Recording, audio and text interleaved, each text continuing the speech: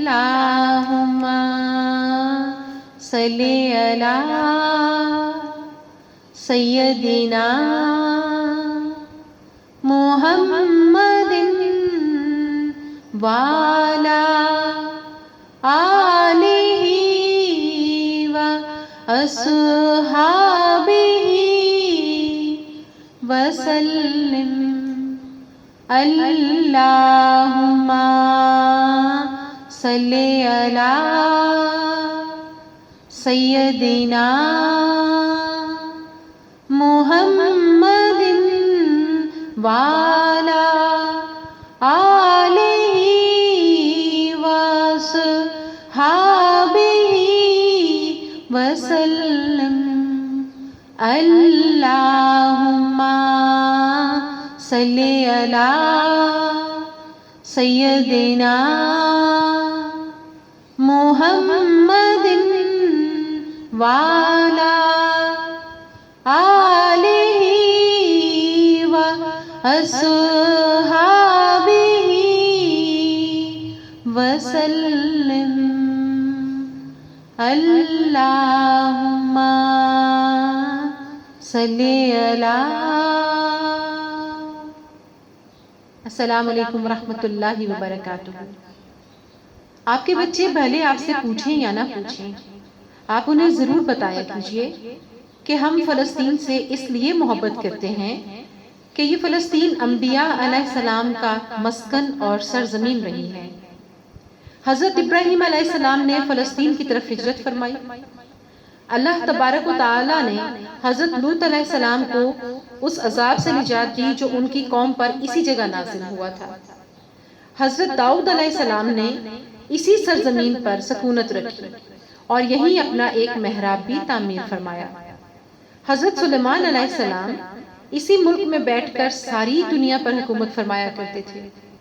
چیونٹی کا وہ مشہور قصہ جس میں ایک چیونٹی نے اپنی باقی ساتھیوں سے کہا تھا، اے چیونٹیوں اپنے بلوں میں گھس جاؤ، یہی اسی ملک میں واقعہ اسکلان شہر کے ایک وادی میں پیش آیا تھا جس کا نام بعد میں وادی النمل یعنی چونٹیوں کی وادی رکھ دیا گیا تھا۔ حضرت زکریا علیہ السلام کا محراب بھی اسی شہر میں ہے۔ حضرت موسیٰ علیہ السلام نے اس ملک کے بارے میں اپنے ساتھیوں سے کہا تھا کہ اس مقدس شہر میں داخل ہو جاؤ۔ انہوں نے اس شہر کو مقدس، اس شہر کے شرک سے پاک ہونے اور انبیاء علیہ السلام کا مسکن ہونے کی وجہ سے کہا تھا۔ اس شہر میں کئی معجزات وقوع پذیر ہوئے ہیں، جن میں سے ایک کنواری بی بی حضرت مریم کے بطن سے حضرت عیسیٰ علیہ السلام کی ولادت مبارکہ بھی ہے۔ حضرت عیسیٰ علیہ السلام کو جب ان کی قوم نے قتل کرنا چاہا تو اللہ پاک پروردگار نے انہیں اسی شہر سے آسمان پر اٹھایا تھا۔ ولادت کے بعد جب عورت اپنی جسمانی کمزوری کی انتہا پر ہوتی ہے، ایسی حالت میں بی بی مریم کا کھجور کے تنے کو ہلا دینا بھی ایک معجزہ الہی ہے۔ قیامت کی علامات میں سے ایک حضرت عیسیٰ علیہ السلام کا زمین پر واپس تشریف لانا اسی شہر کے مقام سفید مینار کے پاس ہوگا۔ اسی شہر کے مقام باب لد پر حضرت عیسیٰ علیہ السلام دجال کو قتل کریں گے۔ فلسطین ہی ارض محشر ہے۔ اسی شہر سے ہی یاجوج و ماجوج کا زمین میں قتال اور فساد کا کام شروع ہوگا۔ اس شہر میں وقوع پذیر ہونے والے قصوں میں سے ایک قصہ طالوت اور جالوت کا بھی ہے۔ فلسطین کو نماز کی فرضیت کے بعد مسلمانوں کا قبلہ اول ہونے کا اعزاز بھی حاصل ہے۔ ہجرت کے بعد حضرت جبرائیل علیہ السلام دوران نماز ہی حکم ربی سے آقا علیہ السلام کو مسجد اقصی سے بیت اللہ کعبہ شریف کی طرف رخ کرا گئی تھی۔ جس مسجد میں یہ واقعہ پیش آیا وہ مسجد آج بھی قبلتین کہلاتی ہے۔ حضور اکرم صلی اللہ علیہ وآلہ وسلم معراج کی رات آسمان پر لے جائے جانے سے پہلے مکہ مکرمہ سے یہاں بیت القدس یعنی فلسطین لائے گئے۔ سرکار دو عالم صلی اللہ علیہ وآلہ وسلم کی اقتداء میں انبیاء علیہ السلام نے یہاں نماز ادا فرمائی۔ اس طرح فلسطین ایک مرتبہ پھر سارے انبیاء کا مسکن بن گیا۔ سیدنا ابو ذر رضی اللہ تعالیٰ عنہ کہتے ہیں کہ میں نے رسول اللہ صلی اللہ علیہ وآلہ وسلم سے عرض کیا کہ زمین پر سب سے پہلی مسجد کون سی بنائی گئی؟ تو آپ صلی اللہ علیہ وآلہ وسلم نے فرمایا کہ مسجد الاقصیٰ یعنی بیت المقدس۔ میں نے پھر عرض کیا کہ ان دونوں کے درمیان کتنا فاصلہ تھا؟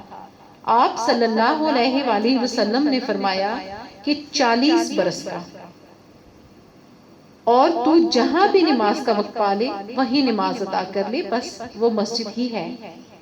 وصال حبیب کریم صلی اللہ علیہ وآلہ وسلم کے بعد حضرت ابو بکر رضی اللہ تعالیٰ عنہ کو ارتداد کے فتنہ اور دیگر کئی مشکلات سے نمٹنے کے لیے عسکری اور افرادی قوت کی اشد ضرورت کے باوجود بھی ارض شام میں فلسطین کی طرف آپ صلی اللہ علیہ وآلہ وسلم کا تیار کردہ لشکر بھیجا جانا بھی ایک ناقابل فراموش حقیقت ہے۔ اسلام کے سنہری دور فاروقی میں دنیا بھر کی فتوحات کو چھوڑ کر محض فلسطین کی فتح کے لیے خود سیدنا عمر رضی اللہ تعالیٰ عنہ کا چل کر جانا اور یہاں پر جا کر نماز ادا کرنا اس شہر کی عظمت کو اجاگر کرتا ہے۔ دوسری بار معراج کی رات بروز جمعہ 27 رجب 583 ہجری کو صلاح الدین ایوبی کے ہاتھوں اس شہر کا دوبارہ سے فتح ہونا بھی ایک نشانی ہے۔ بیت المقدس کا نام قدس قرآن سے پہلے تک ہوا کرتا تھا۔ قرآن نازل ہوا تو اس کا نام مسجد اقصیٰ رکھا گیا۔ قدس اس شہر کی اس تقدیس کی وجہ سے ہے جو اسے دوسرے شہروں سے ممتاز کرتی ہے۔ اس شہر کے حصول اور اسے رومیوں کے جبر و استبداد سے بچانے کے لیے 5000 سے زیادہ صحابہ کرام رضوان اللہ علیہم اجمعین نے جام شہادت نوش کیا، اور شہادت کا یہ باب آج تک بند نہیں ہوا۔ یہ سلسلہ ابھی تک چل رہا ہے۔ یہ شہر اسی طرح شہیدوں کا شہر ہے۔ مسجد اقصیٰ اور بلاد شام کی اہمیت بالکل حرمین شریفین جیسی ہی ہے۔ جب قرآن پاک کی یہ آیت والتین والزیتون وطور سینین وہذا البلد الامین نازل ہوئی تو ابن عباس کہتے ہیں کہ ہم نے بلاد شام کو الزیتون سے اور طور سینین کو مارکہ پہاڑ کوہ طور سے جا کر ہم نے اس کو نسبت کیا حضرت موسیٰ علیہ السلام کہ اللہ پاک سے جو کلام کیا کرتے تھے اس سے ہم نے اس سے یعنی اس کو استدلال کیا۔ فلسطین کی عظمت کا اندازہ اس بات سے بھی لگایا جا سکتا ہے کہ یہاں پر پڑھی جانے والی ہر نماز کا اجر 500 گنا بڑھا کر دیا جاتا ہے۔